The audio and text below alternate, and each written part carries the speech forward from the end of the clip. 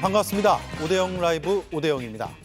김경수 전 경남지사가 광복절에 복권될 것으로 보입니다. 민주당 내에선 다양한 반응들이 나오고 있습니다. 국민의힘은 여야 협치의 계기가 될 것이라고 기대했습니다. 광복절 행사가 그런데 제대로 될지 모르겠습니다. 광복회가 대통령이 주관하는 8.15 행사에 불참하기로 했습니다.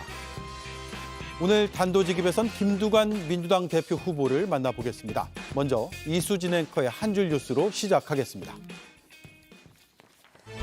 김경수 전 경남지사가 이번 광복절 복권 대상에 포함됐다는 보도가 이어지고 있습니다. 환영 목소리와 함께 여당이 놓은 야권 분열의 포석이라는 분석도 나오고 있습니다. 복권이 된다면 여야 협치의 중요한 계기는 될 것으로 판단됩니다. 야권의 분열을 위한 포석 아니냐 이런 시각에 대해서 모든 것을 그런 시각으로 본다면 끝도 없겠죠. 예. 복권을 8.15에 해서 오히려 당내 역할을 할 수 있으면 좋겠다. 국민권익위원회 국장이 스스로 생을 마감한 뒤 해당 국장이 김건희 여사의 명품백 수수 사건의 실무자로서 괴로움을 호소했었다는 사실이 드러났습니다. 도덕적 양심의 벼랑 끝으로 내몰리는 공무원들이 곳곳에서 고통받고 있을 겁니다. 다만 여당은 해당 국장의 사망 이유가 명확하게 드러나지 않았다며 추측을 자제하라고 했습니다. 고용노동부 장관 후보자인 김문수 내정자가 지난 4년 동안 유튜브로 5억 원 넘는 돈을 번 것으로 나타났습니다. 이용우 의원실에 따르면 김 내정자는 세월호 참사 비하, 위안부 비하, 반노동적 발언을 일삼았고 막말을 통해 유튜브 수익을 얻었다고 설명했습니다. 김 내정자에 대한 청문회는 이달 중에 열릴 예정입니다.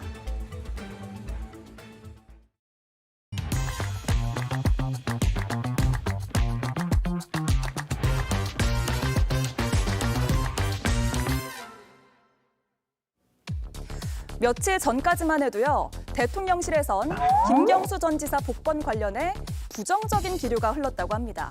그런데 광복절 복권 대상에 김 지사가 포함됐다는 보도가 나오면서 야권이 술렁이고 있습니다. 친노, 친문의 적자 김경수. 이 수식어가 가진 파괴력이 간단치만은 않습니다. 새벽마다 자전거를 타고 여기서 한 3km 가면 낙동강이 나오는데 낙동강까지 자전거를 타고 다니시면서 김 전 지사는 고 노무현 대통령의 마지막 비서관으로 함께 봉하마을로 낙향을 했었고요. 문재인 전 대통령 예비 후보 등록도 김경수 지사가 했었습니다. 네, 먼저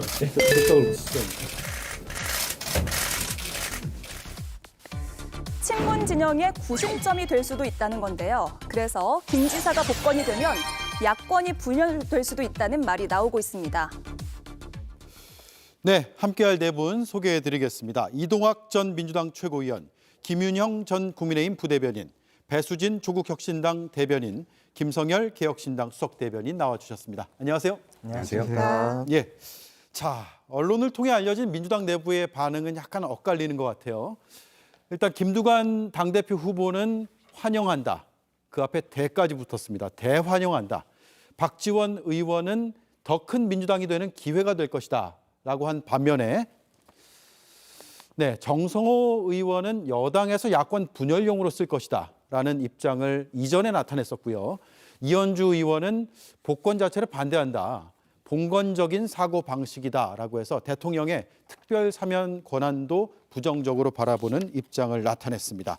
이동학 의원님, 이게 언론에서 이제 부각되는 발언들만 뽑으니까 이렇게 대립되는 것으로 보이는 건가요? 아니면 실제로 이런 건가요? 실제로는 그렇지 않은 것 같아요. 예. 왜냐하면 일단 과거에 대통령께서 사면은 안 해줬었잖아요. 복권만 하고.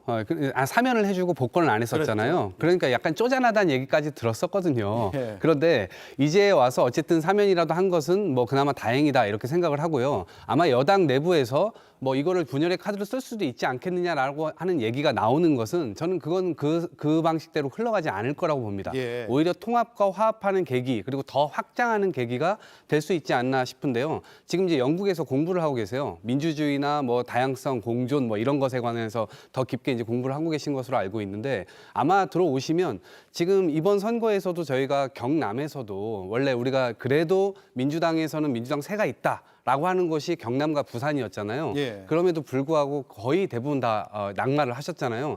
그런 차원에서 뭔가 민주당 세력을 다시 복권할 수 있는 그런 정도의 영향력을 다시 발휘하면서 민주당에 적절한 역할을 해주실 수 있지 않을까. 근데 그 과정에서 뭐 분열이 일어날 거다? 그렇게는 보지 않습니다. 그렇군요. 김인영 위원님, 네. 국민의힘에서는 여야 협치의 계기가 될 것이다라고 호평을 했거든요. 어떤 의미일까요? 일단 사면 복권이 이제 최종 결정된 건 아니라서 당 공식 입장은 아니지만 저런 예. 메시지가 나간 것은 일단 대통령이 사면 복권을 한다는 것은 보통 통상적으로 화합, 대국민 통합 메시지였습니다. 이번에도 같은 메시지라고 저는 생각을 하고요. 지금 모두가 알다시피 여야가 굉장히 정치가 양극화돼 있는 상황이지 않습니까? 이런 메시지를 줌으로써 오히려 정치 양극화를 좀 해소할 수도 있는 상황이라고 저는 생각을 합니다. 사면 복권은 단순하게 법리만 따지시는 게 아니라 대통령의 어떻게 국정 철학의 통치행위라고 볼 수 있거든요. 예. 그런 점에서 봤었을 때 되게 적절하다고 생각이 들었고 사면심사위원회가 되게 이른 시간 안에 회의를 끝마쳐서 올렸다고 하더라고요. 그 말인즉슨 그만큼 이번 사면 복권이 적절했다 이렇게 반증하는 게 아닌가 싶습니다. 네. 그렇죠. 그래서 대통령실의 의지를 뭐 의심할 여지는 없어 보이는 것 같은데 하지만 아직 최종 확정은 안 됐다라는 말씀을 드리고 조국혁신당의 조국 대표의 페이스북에 과거에 올라왔던 사진입니다. 김경수 전 지사와 함께 찍은 사진이죠. 지난 5월에 고 노무현 전 대통령 15주기에 함께 추도식에 참석했다가 찍은 사진으로 보이는데 복권에 대한 조국혁신당의 입장도 환영입니까? 네, 뭐 당 내에서는 뭐 특별한 의견이나 언급이 있었던 거는 아니지만 다만 이전에 사면만 되고 복권되지 않았던 것이 조금 이상한 조치였다라는 생각을 늘 하고 있어서 이번에는 좀 당연하게 일이 돌아가는 것 아니냐라는 그런 생각들은 갖고 계신 것 같습니다. 예. 뭐 아직 최종 결정이 난 거는 아니기 때문에 대통령께서 이제 하겠다라고 하셔야 이제 되는 거기 때문에 좀 조심스럽긴 한데 이제 지금부터 제 생각을 말씀을 드리면 예. 이게 사실 우리 김경수 도지사에 대해서 만약에 이번에 복권이 된다고 하면 이게 뭐 쪼개기 사면 같은 느낌이 드는 것 아니겠습니까? 쪼개기요. 예. 그러니까 2023년에 신년 특별 사면 하면서 그때는 이제 잔형을 면제해줘서 5개월 정도 이제 집행만 면제를 했던 그런 사면이었고 이번에는 이제 그 뭐 선거권이든 뭐든 이걸 다 복권을 해준다 이런 것인데 아까 뭐 쪼잔하다라고 표현을 하셨듯이 네. 예. 신년 특사 같은 경우는 국정농단 으로 좀 처벌받았던 분들을 대규모로 사면을 하면서 약간 곁들이는 형식에 불과했었거든요.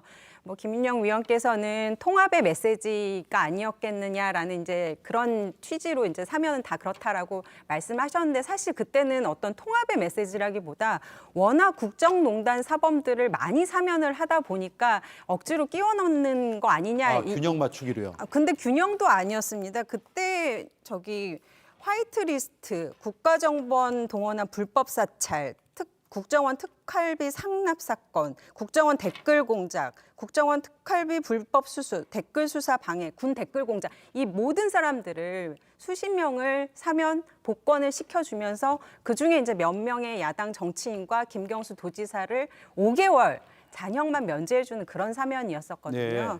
네. 예, 근데 이번에도 마찬가지로 또 이제 조윤선 전 정무수석이 거론되면서 또 국정농단 사범과 같이 또 곁들여가지고 또 추가로 하는 것 아니냐 이런 생각이 들어서 쪼개기로 2차에 나누어가지고 사면한 것 같다는 그런 생각이 들었고요. 예. 예, 그리고 뭐 요새 이런 게 뭐 정치적 의도가 있는 것인지 아닌 것인지는 잘 모르겠지만 만약에 그런 의도가 있었다고 하면 굉장히 좀 나쁘지 않나 그런 생각은 들었습니다. 예. 쪼잔하다, 통합이다, 쪼개기다까지 들어봤습니다. 자, 이래서 더 김성열 위원의 이제 논평이 궁금해지는데 이제 친노와 친문이 이 교집합을 이루는 인사다라는 이야기도 나와요. 왜냐하면 고 노무현 전 대통령의 마지막 비서관이라는 걸 앞서 봤었고 또 문재인 대통령 당선에 가장 크게 기여한 인사라는 평가도 받기 때문에 그런데 김성열 위원님. 네. 그런데 드루킹 사건 자체는 사라지는 건 아니고 대법원 확정 판결이 났기 때문에 그걸 극복하면서 친문의 구심점 역할을 할 수 있을까요? 어떻습니까? 일단 김경수 전 지사는 사실상 친노 친문의 적자라고 불릴 만큼 정말 실세 정치인 중에 한 분이죠. 예. 이분이 정치계로 복귀를 하게 된다면 지금 지난 총선에서 사실 이재명 대표의 민주당에서 많은 친문 출신 정치인들이 공천을 못 받았습니다. 우리 노영민 전 비서실장부터 해가지고 박광훈, 전해철, 홍영표, 신동근 이런 분들이 다 공천을 못 받으셨어요. 근데 이분들이 정치를 아예 끝내신 건 아니거든요. 예. 이분들 언제든지 복귀를 하실 수 있는 분들이에요. 근데 이 상황에서 김경수라는 막강한 구심점이 정치계로 복귀를 한다. 이렇게 되면은 이제 상황은 좀 걷잡을 수 없을 가능성도 그렇군요. 있죠. 그리고 그거를 저는 충분히 이제 용산과 국민의힘 쪽에서 계산을 하고 한 것은 아닌가라는 생각을 안 할 수 없습니다. 지금 보면은 오늘 국민의힘에서 통합과 화합의 메시지를 던지셨지만 저는 좀 생각이 다른 게 드루킹 사건은 여론 조작 사건이에요. 댓글 조작이라는 건 수억 건에 이르는 것들을 했다라고 이제 이야기가 나올 정도로. 근데 그런 여론 조작이라는 건 민주주의의 본질을 위협하는 것이거든요. 김경수 전 지사 그래서 대법원에서 2년 실형을 받은 분입니다. 이분을 사면 복권하는 것이 왜 여야 정치의 협의가 되는 것이고 화합이 되는 것이지 이해하기 어렵습니다. 사실대로 그냥 이재명 전 대표, 지금 이재명 앞으로 대표가 되실 건데 이재명 대표에 대한 견제구로 쓰기 위해서 하는 것이다. 그렇게 기획으로 지금 사면 복권을 하는 것이다. 예. 그렇게 이야기를 솔직하게 하는 게 낫지 않을까 그러 싶습니다. 예. 자, 조금씩 다 이제 의견은 다른데 김경수 전 지사 측의 입장은 어떠냐면요. 복권 여부와 상관없이 공부를 계속하고 연말에 귀국하겠다. 그러니까 복권 결정이 나지 않았으니까 이런 입장을 언론에 냈겠죠. 그리고 지난 5월에는 김경수 전 경남도지사 이렇게 얘기하고 다시 떠났습니다. 들어보시죠. 아직 제가 말씀드린 대로 공부가 끝나지 않았고요. 일시 방문한 입장에서 지금 우리 한국의 현실 정치에 대해서 일일이 제가 언급하는 것은 적절치 않다고 생각을 합니다. 자, 그래서 이제 이 시점에 왜 복권이냐라는 물음으로 이어지는데 이동학 의원님, 네. 민주당이 곧 전당대회까지 이제 끝나는 마당에 그리고 이재명 대표 체제가 거의 확실해 보이는 마당에 왜 이 시점으로 선택을 했을까요? 저는 그냥 지금 같이 사면이 거론되고 있는, 복권이 거론되고 있는 원세훈 전 원장이나 조윤선 전 정무수석 같은 경우 또다시 엄청난 비판과 비난을 받게 될 거예요. 이분들이 했던 국정농단 사건 여러분들, 이 국민들께서 아직도 기억을 하고 계시고요. 특히나 원세훈 전 원장 같은 경우에는 국정원 돈 2억 원 특활비 그거 대통령한테 상납했잖아요. 이명박 대통령에게. 그리고 국정원 직원들 동원하고 민간 댓글 부대 동원해가지고 국정원 돈으로 여론을 조작했단 말이에요. 그 사건이 그대로 있으니까 김경수라고 하는 카드는 뭐 드루킹 사건으로 연루가 되어 있으니 이 부분하고 이거를 물타기 하려고 하는 수로 그냥 쓰고 있는 것 같다는 생각이 들어요. 그러니까 이거는 협치 카드가 아니고 오히려 모멸감을 주는 카드예요. 협치라고 하는 것은 굉장히 쉬워요. 대통령이 태도와 자세만 바꾸면 됩니다. 그런데 이걸 이렇게 어렵게 한다고요? 이건 말이 안 되는 상황이라고 생각을 하고요. 이 상황 속에서 결국에는 지금 본인들이 수사하고 본인들이 집어넣었던 그런 사람들을 지금 일단 참모로 쓰는 경우도 많고, 그다음에 지난번 강서 보궐선거의 경우는 바로 사면 복권 해줘서 바로 후보로까지 내보내지 않았습니까? 그러니까 그런 선상에서 원칙 없는 사면이 계속되고 있는 지점을 주목을 해야지 이것에 무슨 정치적인 뭐 해석을 계속 곁들여가지고 대통령실에서 이렇게 했을 거야 저렇게 했을 거야라고 얘기하는 게 좀 무리수지 않나? 그런 정도의 전략 전술을 활용할 수 있는 대통령실의 어떤 전략 이건 아닌 것 같다는 생각이 듭니다. 예, 물타기일 수 있다. 그리고 시선 돌리기일 수 있다. 그리고 봐야 될 것은 원칙이 없는 사면 복권 대상자들이 나오는 것들을 봐야 된다라는 말씀이고, 자 김윤영 의원님, 네. 왜 이 시점을 택했을까요? 근데 8.15 강복절에 사면 복권하는 것이 이번이 처음이 아니지 않습니까? 예. 늘 관례상 있어 왔던 거고 민주당 전당대회가 8월 15일 이후에 하기 때문에 이런 이슈가 되는 거라고 저는 생각을 합니다. 그리고 오히려 제가 지금 방금 앵커께서 질문하신 그런 내용을 참 질문을 지금 많이 받고 있는데 저는 어떻게 보냐면 이것이 이재명 대표의 기반이 약한 걸 반증한다고 생각합니다. 예. 이재명 대표가 지금 전당대에서 높은 득표율을 받고 있지만 낮은 투표율도 가지고 있거든요. 만약에 이재명 대표가 지금 그 득표율 그대로 당내 기반이 공고하다면 김경수 지사가 사면 복권 되더라도 이런 질문이 나오지 않을 겁니다. 저는 그런 점에서 지적을 해봐야 될 부분에 생각하고 앞서 나머지 분들께서 많이 뭐 지금 법리적인 문제, 심각한 범죄를 저질렀다고 말씀하시는데 제가 아까 했던 말 반복하자면 사면 복권은 법리만 따지는 것이 아니다라는 점을 다시 한번 말씀드리고 싶습니다. 네.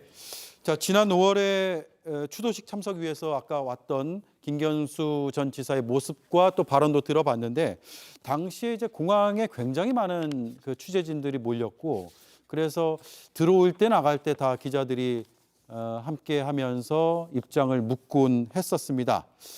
그러니까 그만큼 그때도 그렇고 지금도 여론의 관심은 김경수 전 지사에게 쏠리는 건 맞아요. 이동학 위원의 분석처럼 다른 것들을 가리기 위해서 이게 관심을 받는 것도 있을 수는 있겠죠. 그런데 어쨌든 중심에 있는 건 김경수 전 지사고 그렇다면 이재명 전 대표의 1인 체제인 민주당의 이런 뭐랄까요? 헤게모니 체제 이런 것들에 좀 변화가 생길까요? 네, 뭐 제3당의 다른 당의 입장으로서 지금 방금 말씀하신 그런 1인 독주라는 게 이제 구체적으로 어떤 뜻인지는 잘 모르겠지만 예. 일단 곧 있으면 이제 당 대표로 되실 분은 이재명 전 대표님 앞으로 당 대표 되실 거고 그 당 대표 체제는 확고하고 흔들리지는 않을 것 같습니다. 워낙 지지도 많이 받으시고 뭐 그렇게 하니까요.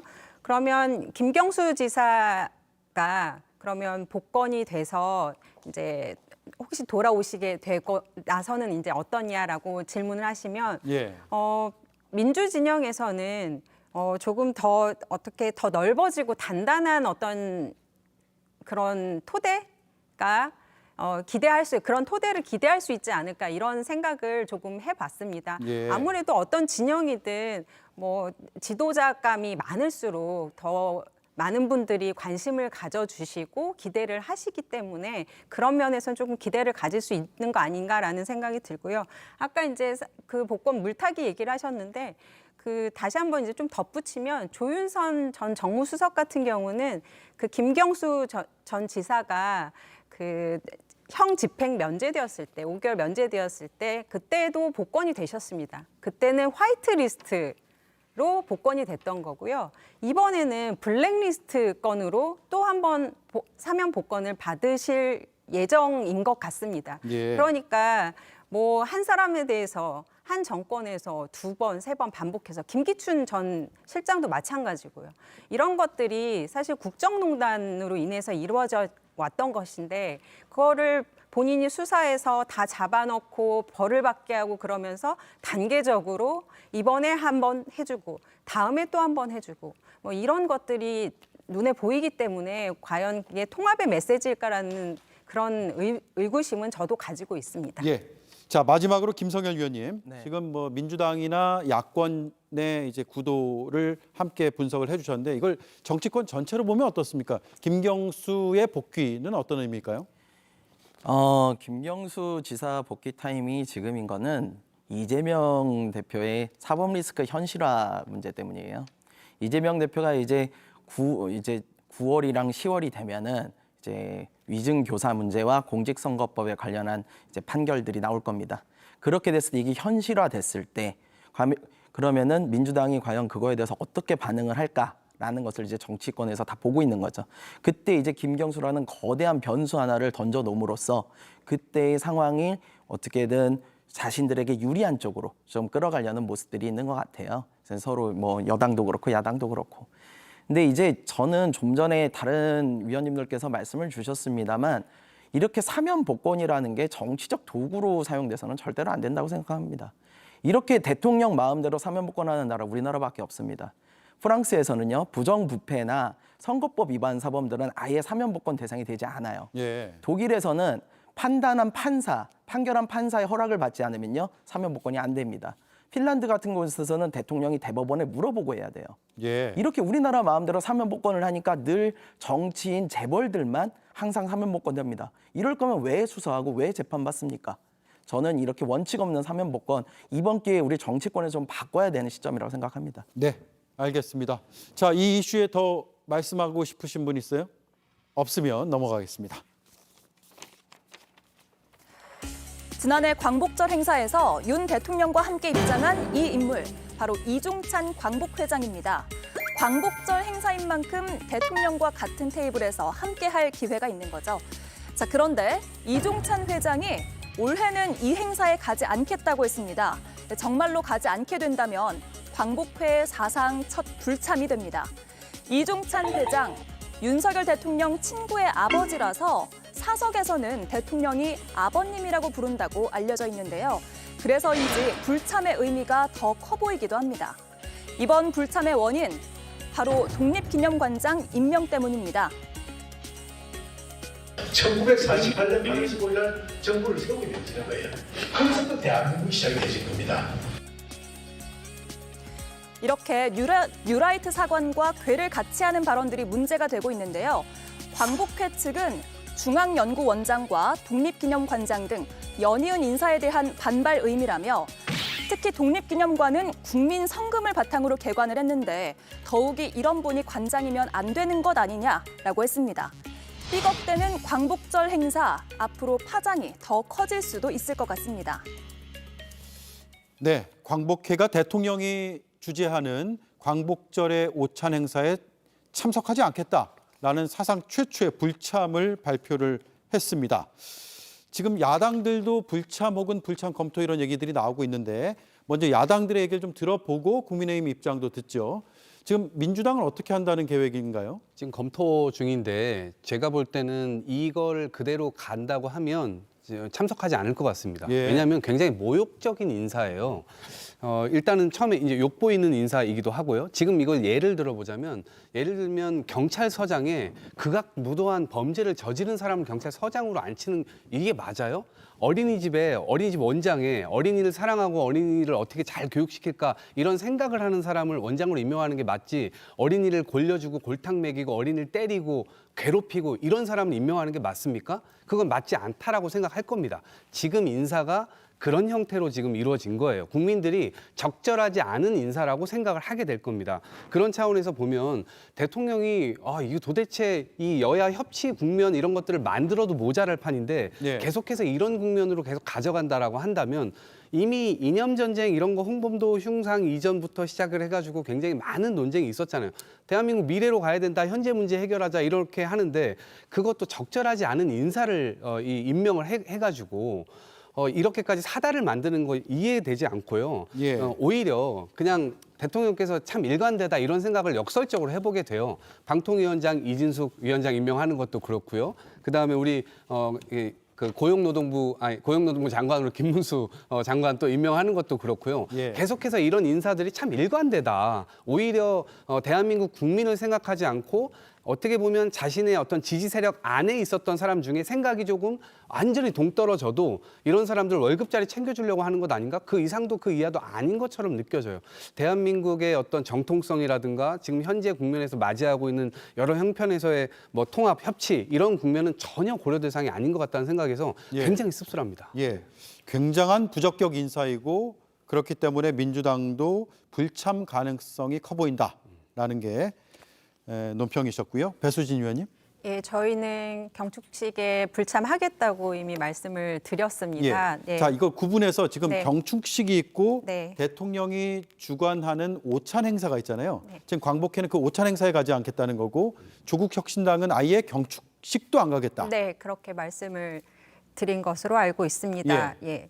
그리고 김영석 독립기념관장 임명 철회 결의안을 국회 통과시키기 위해서 노력하겠다라고도 말씀을 드렸거든요. 이미 결의안 다 준비가 되어 있고 아마 이제 민주당이나 다른 당과 또 이야기를 거쳐서 월요일쯤에 발의를 하게 될 것으로 지금 생각은 듭니다. 네. 그리고 국회 통과를 바로 이제 추진을 할 것 같고요. 근데 그 경축식에 저희가 참석하지 않겠다라고 이야기한 것 자체가 이제 가만히 생각해 보면 8.15에서 가장 중요한 게 대통령의 경축사입니다. 그런데 지금 이렇게 뉴라이트로 일관하는 그런 인사 임명, 특히 이번에 터진 게 가장 크죠. 김영석 독립기념관장 임명, 그리고 뭐 사도광산 문제, 이런 것들을 지금 쭉 보면 과연 윤 대통령의 올해 경축사가 들을 만한 것일까라는 것에 일단 의문을 가질 수밖에 없습니다. 예. 경축사라는 게 한일 관계 이야기뿐만 아니라 우리나라 대외 관계, 남북 관계 이런 것들을 모두 아우르고 미래에 어떻게 할 것인지, 과거는 어떻게 할 것인지 이런 것들을 되게 포괄적으로 그런 어떤 메시지를 내는 것이지 그렇죠. 않습니까? 그래서 국민들은 또 기본적인 상식이 미래를 중시한다고 해도 과거를 올바르게 정립하고 그다음에 미래를 이야기해야 된다라는 게 국민들이 보편적으로 생각하고 있는 상식이고요. 예전에 이명박 대통령께서도 광복절 경축사에서 독도 문제와 관련해서 일본은 미래 세대에게 올바른 역사를 가르칠 책임이 있다라고 말씀하신 적도 있습니다. 이렇게 정말 중요한 대통령의 경축사인데 작년에 윤석열 대통령의 경축사는 어땠습니까? 보편적 가치를 공유하고 공동의 이익을 추구하는 파트너라고 했습니다. 일본을 가리켜서요. 그리고 그보다 앞선 3.1절 기념식에는 일본을 보편적 가치를 공유하는 파트너라고 했습니다. 예. 우리가 과연 일본을 보편적 가치를 추구하는 그런 세력으로 볼 수 있는지 아직 과거에 대한 그런 반성이 충분치 않고요. 그다음에 우리와 공동의 이익으로 추구하는 것이 무엇이 있습니까? 국민들은 굉장히 어리둥절했었고 그 경축사 자체를 굉장히 많이 비판을 했었죠. 그런데 이번에 사도광산에서 강제라는 말이 빠지게 되어 있고 예. 그다음에 얼마 전이 아니죠. 오늘 단독 기사를 봤는데 외교부에서 일본 대표의 발언을 그 한국인 노동자로 둔갑을 시켜서 모든 노동자를 한국인 노동자로 둔갑을 시킨, 그러니까 외교부 자체도 그런 행태를 보이고 우리 외교부가 그렇게 했다는 보도가 나왔다는 거죠? 네, 그런 보도를 봤는데요. 그러니까 이런 것들을 다 생각을 해서 쭉 이제 연결선상에서 놓고 보면은 과연 그런 경축사를 현장에 가서 들을 만큼 가치가 있는 것인지 굉장히 큰 의문이라고 할 수 있겠습니다. 네, 아예 경축식 자체를 안 간다라는 거고 그 말씀 중에 어쨌든 김영석 관장 본인 스스로는 뉴라이트가 아니다라고 계속 주장을 하고 계시거든요. 그래서 그 입장도 제가 한번 같이 전해드리도록 하겠습니다. 개혁신당은 어떻게 정리가 됐습니까? 개혁신당은 아직 검토 중이지만 사실 광복절에 대한 그 경축을 하는 자리에 빠지는 것 자체는 조금 저되는 부분이 있습니다. 물론 인사에 대한 잘못은 지적을 해야 되겠죠. 네. 저희도 이 독립기념관장의 인사가 적절했다고 이야기는 어렵습니다. 지금 잠깐 본인께서도 이제 자기는 뉴라이트가 아니다라고 말씀을 하신다지만 좀 전에 잠깐 자료화면에서도 나왔습니다만 8월 15일 1948년 8월 15일을 대한민국 건국일로 주장하는 게 뉴라이트 역사관의 핵심입니다. 그 이야기를 하는 분이 아무리 나 뉴라이트 아니라고 해도 그걸 누가 믿겠습니까? 그래서 그런 부분들에 있어서 독립기념관장 임명이 적절했다라고 보기는 굉장히 어려운 부분이 있고요. 그리고 처음에 이제 윤석열 정부가 임기 초반의 인사는 검사, 만사 인사였습니다. 모든 곳에다 검사들을 집어넣었었죠. 그러다가 이제 이번 총선이 끝나고 하는 인사를 보면 청개구리 인사 같아요. 가장 공정과 중립을 지켜야 되는 방통위원장에 이진숙이라는 편향된 사관을 가지고 계신 분을 집어넣고 예. 노동자를 위해서 있어야 될 고용노동부 장관의 반노동의 선두에 서 있는 김문수 고용노동부 장관 지금 임명하겠다고 지금 그러고 있는 상황이고 독립기념관장에 이런 친일 사관을 공유하고 있는 분을 임명을 한다? 이 완전히 국민들이 반대할 수밖에 없는 청개구리 인사를 하고 있다. 이런 부분들은 국민들의 강력한 저항에 부딪힐 수밖에 없다라는 생각을 합니다. 예. 경축식 참석 불참 여부는 아직 결정된 바가 없고 검토는 하겠지만 어쨌든 부적격 인사인 것은 맞다라고 말씀을 해주셨습니다. 자, 김정희 의원님, 야권에서는 이렇게 반대 목소리들이 계속 나오고 있는데 어떤 입장을 여당에서는 갖고 있어야 할까요? 저도 적절한 인사냐라고 질문했을 때 100% 적절하다고는 말씀을 못 드리겠습니다. 예. 우려되는 부분이 분명히 있고요. 근데 발언을 하나하나 보면 우려되는 부분이 반드시 있는데 이분이 또 다른 곳에서 말씀하신 걸 보면 이승만, 김구 두 분 다 우리의 모두 소중한 독립운동가라는 말씀도 하신 적이 있거든요. 예. 그런 점에 봤을 때 그리고 본인 스스로가 제가 뉴라이트 계열의 학자라고 하면 일제 식민지가 동조하거나 거기에 도움이 됐다고 하는데 자기는 그런 적이 없다라는 점을 취임 기자회견에서 분명히 밝혔었거든요. 그런 상황에서 그러니까 다른 정당에서 행사를 광복절 경축식을 불참한다는 것은 불참이라는 것은 가장 극단적인 의견 표출이라고 생각을 합니다. 오셔서 뭐 아까 들으실 필요가 없다고 할 수도 있는데 경축사를 듣고 나서 그 이후에 얘기를 해야 대화가 이어지고 소통이 이어진다고 저는 생각을 합니다. 물론 마음에 안 들고 부족한 면 있을 수 있습니다. 하지만 얘기를 듣고 소통을 해야 된다고 저는 생각을 해서 불참하시는 걸 결정하거나 고려하는 점은 조금 유감이다는 생각을 합니다. 예. 광복절의 의미를 저희가 되새길 필요도 있다고 생각을 네. 합니다. 가급적 참석을 하고 그 뒤에 경축사 내용을 토대로 디베이트 토론은 할 수 있어도 일단 참석은 하는 게 바람직하다라는 의견인데 지금 광복회에서도 불참을 하겠다고 했는데 식민 지배를 정당화한 독립기념관장이 있는 한 참석할 수가 없다라고 지금 광복회에서는 이렇게 설명을 하고 있습니다. 광복회도 일단 참석하는 게 바람직하다는 입장이세요? 저는 광복회 분들이 저렇게 말씀하시는 건 충분히 저렇게 말씀하실 수 있다고 생각을 합니다.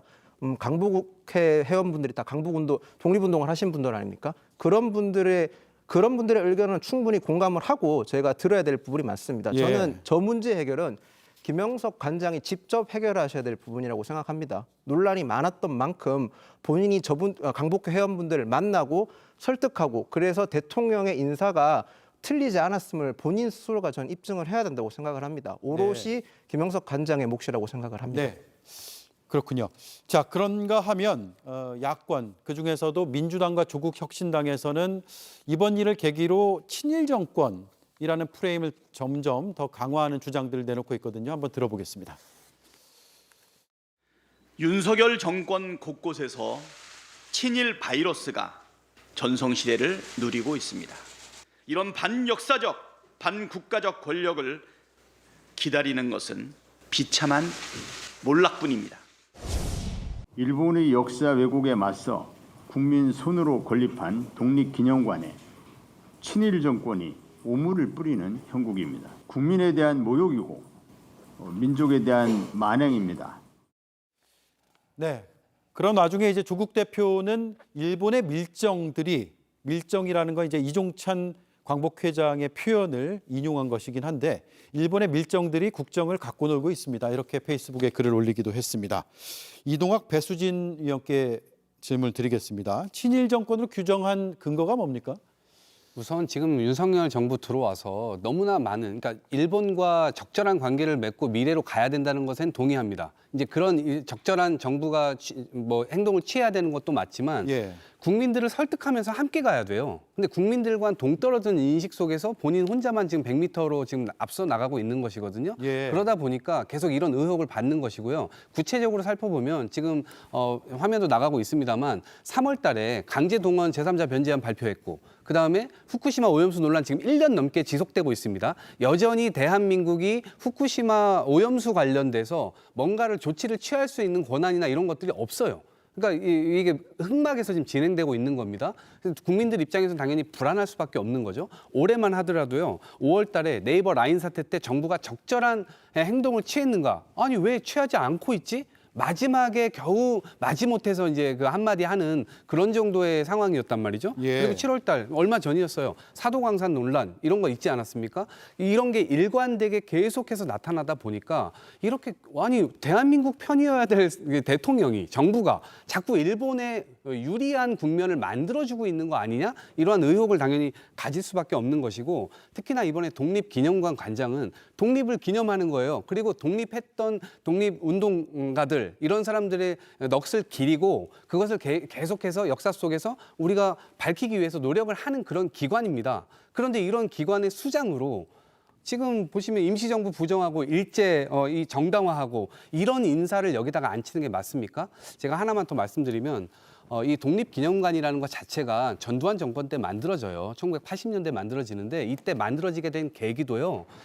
일본이 교과서에서 자신들의 어떤 침략 이런 것들을 미화하기 위한 이 교과서를 완전히 바꿔버립니다. 역사 왜곡이 교과서에서 시작이 된 거죠. 그렇습니다. 그때 본격화되기 시작해가지고 국민들이 다 들고 일어났던 겁니다. 전두환 정권에서 야 이거 이렇게 계속해서 가다가는 나조차 살아남기가 어렵겠구나라고 생각해서 그때 만들어진 게 이거예요. 그때도 국민 성금 걷어가지고 500억 원 이상을 걷어서 이걸 만들었단 말이에요. 예. 그러니까 그러한 분노가 처져 있는 곳인데도 불구하고 지금 몇십 년이 또 지나서 다시 또 그런 약간의 이념적으로 이거를 접근해가지고 이런 방식으로 끌고 나가는 건 온당하지 못하다. 앞으로 경축식도요. 대통령이 여는 행사 여냐 야나에 따라서 보수 정권이나 진보 정권이냐에 따라서 누구는 오고 안 오고 이것도 갈라치기밖에 안 되는 거예요. 그래서 예. 윤석열 대통령이 정치를 좀 대국적으로 하시라. 인사 굳이 이 인사를 할 필요가 없다면 적절한 인사를 다시 모색하시라. 그 말씀 드립니다. 네. 네, 지금 전국 곳곳에 걸려 있는 저희 조국 혁신당의 현수막을 좀 소개를 해드리겠습니다. 저희가 대통령은 친일, 국민은 항일이라는 문구의 현수막을 전국에 지금 내걸었거든요. 예. 뭐 여러 가지 친일 논란이라든지 그런 징후를 뭐 지금 이동학 위원께서 잘 설명을 해주셨는데요. 저는 뉴라이트 인사만 좀 집중해서 말씀을 드리겠습니다. 물론 김영석 신임 독립기념관장은 본인이 뉴라이트가 아니라고 말씀을 하셨다고 하는데 뉴라이트가 좋지 않은 평가를 받고 있는 거를 본인도 너무 잘 아셔서 발뺌하시는 거 아닌가라는 생각이 일단 들고요. 김영석 독립기념관장을 위시해서 식민지 근대화론을 굉장히 신봉하시죠. 김낙년 한국중앙연구원장, 그다음에 국가교육위원장으로는 이배용 위원장이 계시고요. 예. 그다음에 계속 논란이 많으시죠. 진실 화해를 위한 과거사 정리위원장에는 김광동 위원장이 있습니다. 그다음에 박지향 동북아 역사재단 이사장이 계시고요. 뭐 김영석 관장께서는 일제시대는 나라가 없었기 때문에 우리 국민은 일본 식민이었다라는 말씀을 하시는 분이고, 박지향 동북아 역사재단 이사장은 일본이 과거에 대해 사죄하지 않는다는 기성세대 인식을 젊은 세대에 강요해선 안 된다라는 그런 또 궤변을 늘어놓으시는 분입니다. 근데 이런 분들을 적재적소에 어쩌면 그렇게 잘도 골라서 안 치시는지 정말 이게 친일 정권, 그리고 아까 뭐 밀정이라는 단어까지 이제 쓰셨는데 밀정 정권이 아니면 이렇게 꼼꼼하게 하실 수 있는 인사인지 이런 말씀을 좀 드리고 싶습니다. 네. 그렇군요. 자, 개혁신당은 어떠세요? 친일 정권이란 주장을 전면에 내걸지는 않고 있는 걸로 제가 알고 있는데. 네. 근데 이게 지금 윤석열 정권이 하고 있는 일들을 보면 누구나 그렇게 생각을 할 수밖에 없지 않을까라는 우려가 됩니다. 예. 네, 뭐 지금 사도광산 이야기뿐만이 아니라 지금 후쿠시마 오염수 다 이제 지나왔던 일들을 보면은 사람의 어떠한 의식이라는 건 행동으로 나타날 수밖에 없거든요. 그러다 보니까 외교에서의 뭐 관점에서 우리가 줄 것을 주고 받을 것을 받았다 그럼 이해를 하겠는데, 우리가 일본한테 이렇게 관대한 일들을 하면서 도대체 무엇을 받아왔는가? 네. 국민들은 궁금할 수밖에 없습니다. 만약에 그게 증명이 안 된다면 친일 정권이라 불려도 사실은 답할 바가 없는 거겠죠. 이 모든 사건의 뒤에는 사실은 이념이 있습니다. 제가 아까 잠깐 말씀드렸지만 뉴라이트라는 곳의 이념은 상당히 위험합니다. 식민지 근대화론뿐만이 아니라 이분들은 이 일제에 대한 항일운동 자체를 그렇게 인정하지 않습니다. 그래서 1919년 4월 11일 우리 임시정부 수립일이 아닌 1948년 8월 15일을 우리나라의 대한민국 건국일로 주장을 하시는 거고, 예. 임시정부를 인정하지 않기 때문에 그렇게 하는 겁니다. 이 정부에 뉴라이트 분들이 너무 많아요. 좀 전에 우리 배수진 의원께서 다 말씀을 해주셨는데 그분들 말고도 너무너무 많은 게, 일단은 국정교과서, 역사 국정교과서 추진해가지고 박근혜 당시에 국정교과서로 난리 났을 때 그거 추진하신 가장 주역이신 우리 이배용 위원장 지금 언급하셨어요. 예, 계셨고 김영호 통일부 장관 계셨고 예. 김태효 국가안보실 제1차장, 한호섭 전 국정상황실장 다 뉴라이트 계열 단체나 혹은 그쪽에서 일하시는 분들입니다. 우리 지금 당장 이번에 새로 국민의힘에서 전략부총장 맡으신 신지호 전 의원님, 이분 뉴라이트 사무총장 출신이세요. 그러니까 이런 분들이 곳곳에 포진을 하고 있고 그 결과 어쨌든 홍범도 장군 흉상 철거라든가 어떠한 현상들이 나오다 보니까 아 이거는 친일 정권이다라고 해도 할 말이 없는 상황들이 나온다고 봅니다. 저는 조금 대통령이 이런 부분에 있어서 멀리를 해야 되지 않으실까 그런 생각합니다. 예, 자 야권에서 이제 길게 논평들을 내주셨는데 김윤영 의원님 시간은 충분히 쓰셔도 됩니다. 네. 지금 여권이나 대통령실에서 이제 미래지향적인 관계를 강조하잖아요, 일본과. 그런 부분에서 본다면 지금 야당의 주장은 어떤 측면에서 반박이 가능할까요? 그러니까 한일 관계가 참 어려운 문제입니다. 가깝고도 먼 나라죠. 근데 저희가 왜 일본과 지금 대화하는 모습을 많이 보일 수밖에 없냐면 지난 문재인 정부에서 대일 관계를 파탄시켰기 때문입니다. 현실적으로 저도 일본의 역사 인식에 대해서 굉장히 불쾌하고 굉장히 마음에 들진 않지만 저희가 지금 현재 일본과 군사, 외교, 문화, 경제 안 엮여 있는 부분이 없습니다. 예. 거기다가 세계는 신냉전 상태에서 블록 외교 상태가 돼 있는 상태거든요. 저희가 일본이 싫다고 해서 일본은 무조건 배척하는 것이 국제 무대에서 과연 우리나라가 경쟁력을 가질 수 있느냐 그런 부분도 고려를 해야 되고요. 지금 실명까지 거론하시면서 뉴라이트 친일계 인사 그렇게까지 언급하시는 부분 하실 수도 있겠죠. 근데 제가 드는 말씀은 뭐냐면 저희한테 윤석열 정부의 외교 방안이나 이런 부에서 건전한 비판을 하시면 충분히 받아들일 수 있겠지만 지금은 일본과 조금이라도 가깝거나 일본에게 조금이라도 유화적인 제스처를 지칭하면 친일로 규정하지 않습니까? 과연 이런 관계를 형성을 하면 저희가 어떻게 일본과의 관계를 개선할 수 있을 것이며 미래지향적 관계를 만들 수 있을까라는 의문이 듭니다. 예.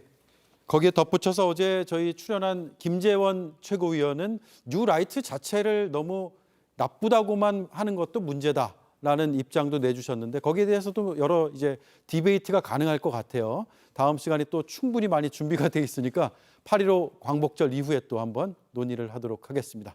네 분 감사합니다.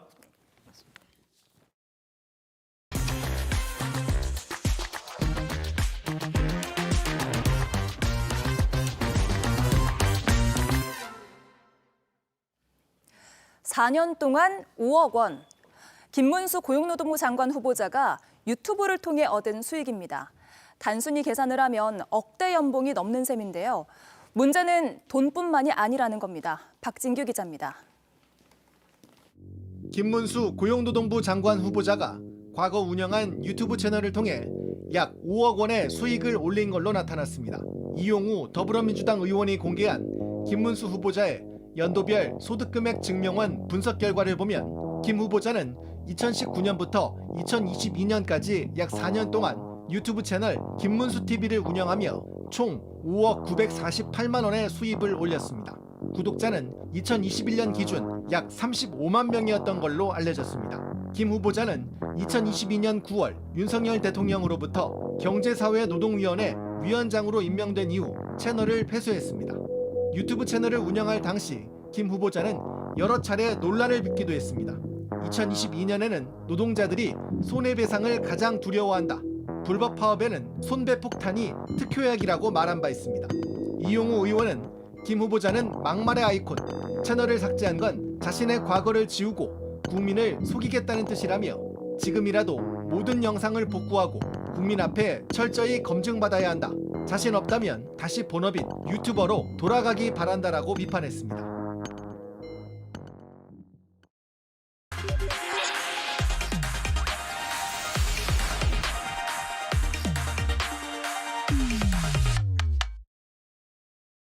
금투세 유예, 저는 단호하게 부자 감세라고 생각을 합니다. 주식에 투자를 해서 연 5천만 원 이상 돈을 버는 사람 1,450만 중에서 1% 15만 명에 해당됩니다. 네, 오대영 라이브의 간판 코너 단도직입을 시작하겠습니다. 오늘은 김두관 더불어민주당 대표 후보를 인터뷰하겠습니다. 어서 오세요. 예, 반갑습니다. 네, 지난주 토론 이후에 바로 또 뵙네요. 예, 그렇습니다. 예, 조금 전에 이제 금투세 말씀하셨는데 이게 굉장히 뜨거운 논란인데 이 질문도 좀 준비가 돼 있는데 그 전에 오늘 이제 핫 이슈입니다. 김경수 전 지사 복권 가능성 굉장히 환영한다라고 말씀하셨죠. 어떤 이유입니까? 우리 당이 이제 어떻게 보면 이재명 대표의 일극체제인데요.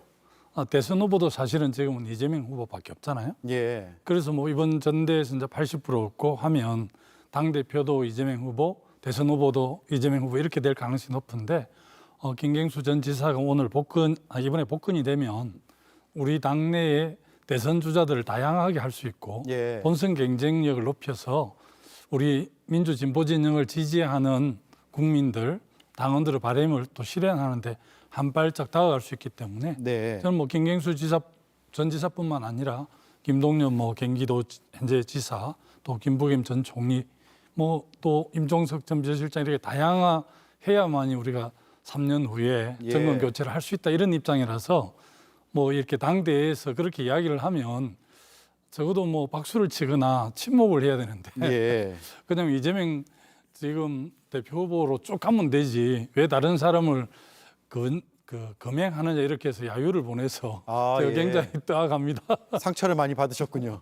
아니 뭐 상처를 받기보다는 제가 예. 상처받는 것보다는 당의 미래가 더 걱정이 돼서 예. 염려가 되는 부분이 지금 차기 대선 주자들 쭉 읊어주셨어요. 이재명 전 대표를 포함해서 김경수, 김동연, 임종석 그리고 김부겸 전 총리도 언급을 하셨잖아요. 예. 본인은 왜 빼셨어요? 저는 지금 당내 경선을 하고 있고 당 대표를 8월 18일에 맡기가 쉽지 않지만 맡으면 당권 대권 분리 차원에서 2026년 8월 18일까지 임기거든요. 예. 그래서 지방선거를 잘 치를 수 있도록 당 대표가 되면 뭐 저는 당연히 당권 대권 분리를 계속 주장하고 있기 때문에 당 대표 되면 대선 주자로 나서지 않을 것이다. 예, 그건 확고합니다. 예. 자, 친이재명계 그러니까 친명계라고 불리죠. 친명계에서는 김경수 전 지사의 복귀를 그렇게 바라지 않는다. 그래서 복권에 대해서 좀 소극적이다 이런 언론의 평가들이 있더라고요. 실제로 그렇습니까? 오늘 그 장경태 최고위원 인터뷰를 보니까 예. 왜 복권을 하는데 마침 우리 전당대회를 하고 있는 이 시기에 하느냐. 그래서 좀 의도가 있는 거 아니냐 이렇게 좀 떨떠름하다 이런 표현을 해서 저도 좀 많이 아쉬웠는데 네. 오히려 뭐 보통 복권 3일을 하면 당에서 이제 이 법무부에 요청을 하거든요. 여야가 공히 그렇게 그렇죠. 해서 이제 조율을 해서 균형을 맞춰서 이렇게 사면 복권을 시키는데 이번에는 우리 당에서 그렇게 요청을 안 한 것 같아요. 안 한 것 같다고요? 예. 제가 알기로는 안 한 것 예. 같아서 좀 아쉽고 이미 뭐 진작 복권이 됐어야 되는데 지난번에 3회만 되고 복권을 안 시켜줬어요. 이번에 이제 복권이 됨으로 해서 앞으로 정치적인 활동들을 할 수 있고 우리 당에 사실은 뭐 굉장히 그 친노 친문이라고 하나 이런 쪽 세력들이 많이 이렇게 좀 그 목소리를 못 내고 있잖아요. 예. 그래서 오늘 이번에 국무회의에서 복권이 최종 확정이 되면 김경수 지사 중심으로 또 나름대로 이렇게 사람들이 좀 모일 수 있어서 우리 당의 민주성과 다양성이 회복될 수 있을 것 같아서 저는 뭐 대환영을 했습니다. 예. 친노 친문에 의한 또 세력 재편 가능성을 염두에 두고 계시는 거군요. 예, 당내 뭐 민주주의 그리고 치열한 경쟁, 선의 경쟁이 반드시 필요하죠. 네. 자, 전당대 대회 얘기로 들어가 보겠습니다. 호남 거치면서 이제 두 자릿수 득표율로 올라섰고 그런데 너무 시동이 늦게 걸렸다 이런 평가도 있더라고요. 지금 우리 당내 이제 125만 당원들 중에 아무래도 강성 당원들이 적극적으로 지금 투표에 참여를 하고 있어서 온라인 당원들이 주로 하기 때문에 지금 예. 제가 뭐 호남 우리 당 그 심장이라는 호남에서 10% 넘은 것만 해도 굉장히 네. 제가 감사해야 될 일이고요. 지금 온라인 투표가 반영이 안 된 수치입니까? 반영이 되는 겁니다. 그때 되는 거죠. 예, 권리 당원들 되고요. 예. 그런데 17일, 18일에 이 지금 투표에 참여하지 못한 분들이 참여하게 되고 대의원들은 비중이 확 줄었는데 대의원들이 17,000명인데 네. 17, 18일에 투표하게 돼 있고 마지막은 이제 국민 일반 여론조사 30% 반영이 되거든요. 저는 권리 당원들한테 표를 많이 얻기 현실이 쉽지가 않고 예. 대의원들도 17,000명인데 지금 한 절반 정도는 바뀌었더라고요. 이번 총선 과정에서 절반 정도는 과거에 이제 민주당 오래 했던 분들인데 정치 고관여층이고 당의 미래를 걱정하는 분들이 많아서 예. 저는 뭐 대의원들이라든지 일반 국민 여론조사에는 이재명하고 제가 한 7.1% 가깝게는 많게는 한 20% 정도 차이 나는데 당시면 80% 이렇게 차이 나지 않습니까? 예. 90%. 이러니까 일반 국민 여론조사하고 대의원 투표를 좀 기대하고 있는데 저는 뭐 애초에 출마를 할 때 다른 목소리 1%라도 다른 목소리가 있으면 그것을 대변할 책무가 있다는 그런 각오로 나왔기 때문에 실제 뭐 이번 투표 누가 봐도 학대명, 어대명 아닙니까? 그래서 예. 그 뭐 성적에 대해 연연하지 않고 아무래도 우리 당내의 다양성과 민주성을 좀 확보해야 되겠다 이런 차원의 출마를 했기 때문에 뭐 몸은 힘들지만 마음은 즐겁게 하고 있습니다. 예. 하지만 점점 더 득표율은 올라갈 것이다. 이렇게 보시는 거군요. 뭐 경기, 서울, 대전, 세종 네 군데가 남았는데요. 아마 뭐 영남 지역이나 다른 충남, 충북보다는 조금 두 자리 숫자 정도 기대를 하고 있는데 어쩔지는 잘 모르겠습니다. 추이를. 네. 자, 정치 동료로 함께 해왔던 이재명 후보와 상대로 만난 이재명 후보는 같습니까? 좀 다르게 느껴집니까? 제가 최근에 이제 이런 질문들을 좀 받습니다. 대선 때 중도에 이제 그만두고 이재명 후보를 지지하고 또 개항에 보궐선거 나갈 때도 이제 좀 이렇게 판을 깔았는데 역할을 했는데 지금 왜 그렇게 대립하는 이런 질문들을 많이 받는데요. 사실은 이제 이재명 후보 살아온 삶을 보면 저도 굉장히 고생하면서 큰 사람인데 저보다 더 몇 배 고생한 사람이더라고요. 그래서 굉장히 좋아를 했어요. 그런데 이제 이재명 후보가 이제 당대표를 2년 했잖아요. 예. 2년 하는 그 리더십을 쭉 지켜본 결과 좀 이렇게 덧셈 정치를 하기보다는 뺄셈 정치를 하는 것 같고 최근에 이제 더민주 혁신회 이런 걸 보면 이미 이재명 대표는 2년 동안 당대표가 당권파가 됐잖아요. 당권파가 당내 또 정파 내지는 계보를 만든다는 게 저는 제 상식으로 잘 이해가 안 가요. 예.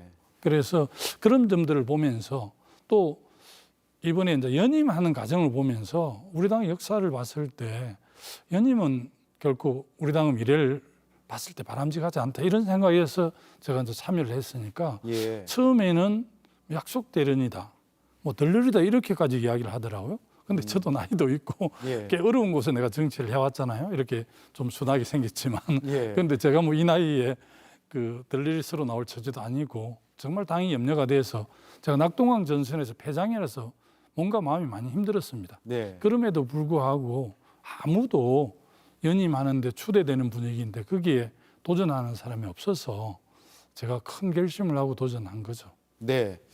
그런 과정에서 이제 하나회 발언도 나왔는데 비유라고 하셨죠. 예.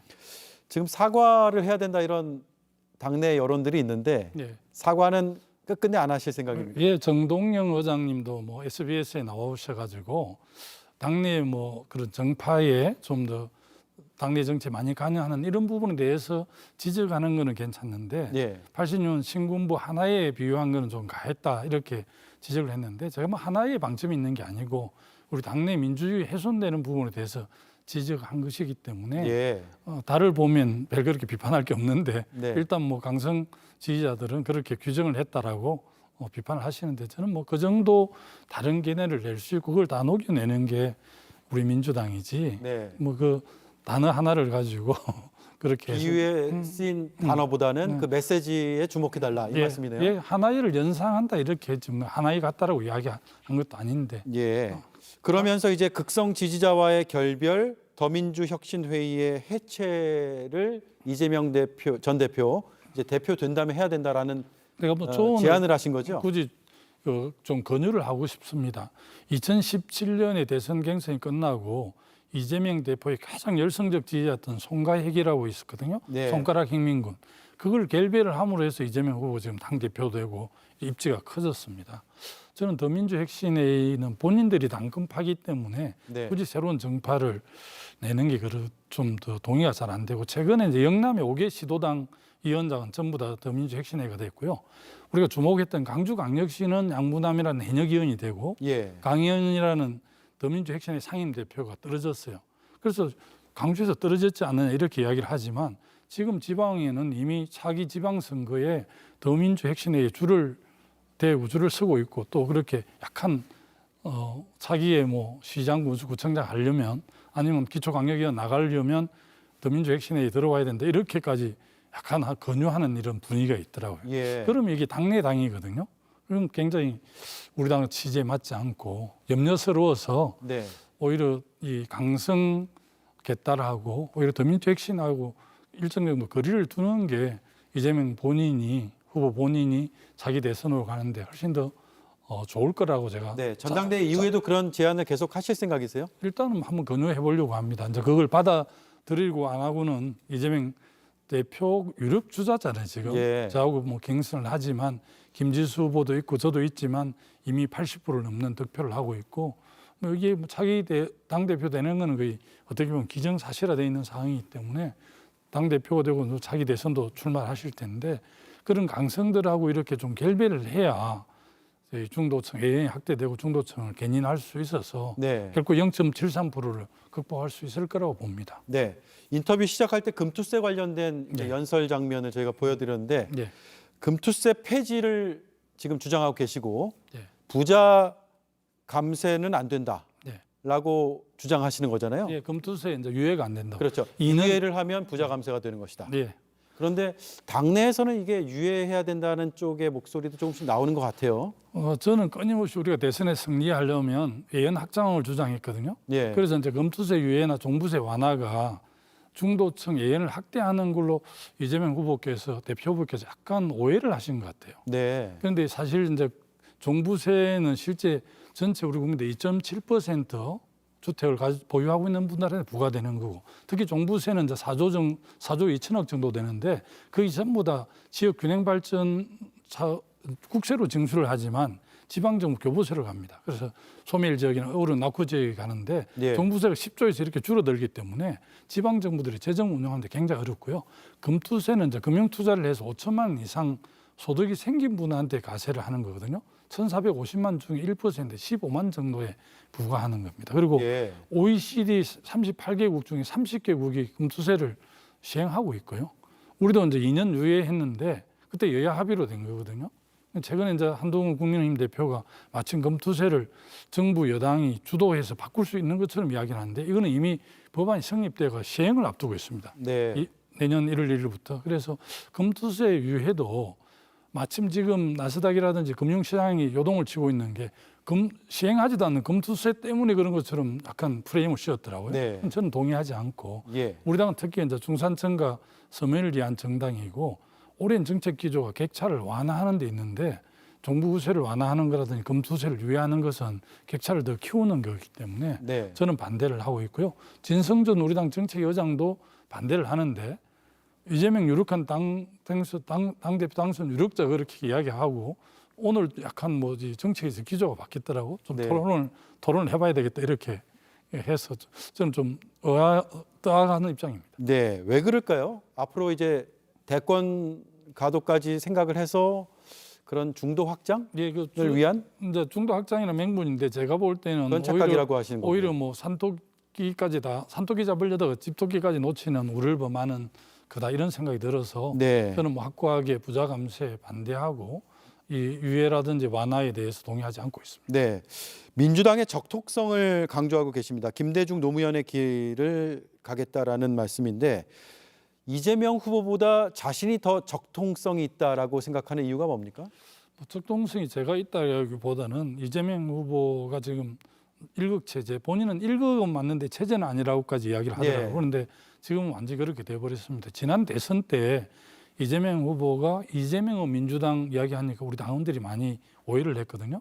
옛날 새정치국민회의나 평화민주당 때 김대중 후 평화민주당 새정치국민회 안 했습니다. 노무현 대통령 시절에 열린 새천년민주당에서 분화가 돼서 열린 우리당이 됐는데 그게 노무현으로 열린 우리당은 안 하는데 이번 총선을 거치고 나서는 완벽하게 우리 당이 이재명의 민주당이 돼버렸습니다.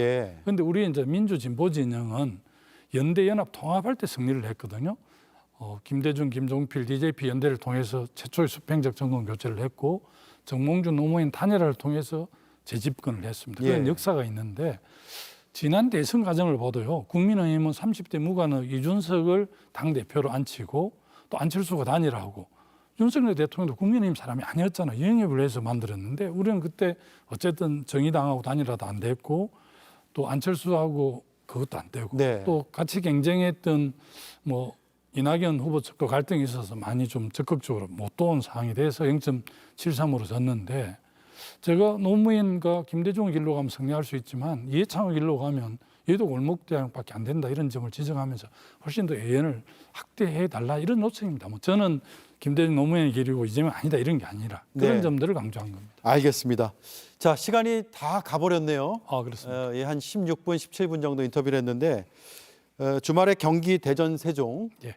좋은 결과 있기를 바라겠습니다. 그리고 전당대회 끝나면 다시 한번 또 나와주시죠. 아, 예, 불러주시면 바로 나오겠습니다. 네, 네, 감사합니다. 오늘 인터뷰 잘 들었습니다. 예, 고맙습니다. 예, 지금까지 김두관 더불어민주당 대표 후보였습니다.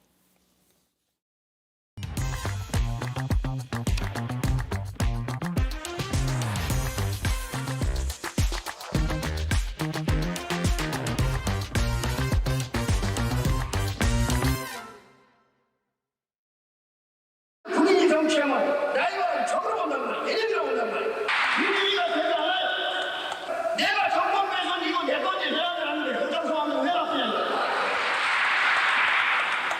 이런 사고를 시작하는 사람들이 정치에서는 안 돼.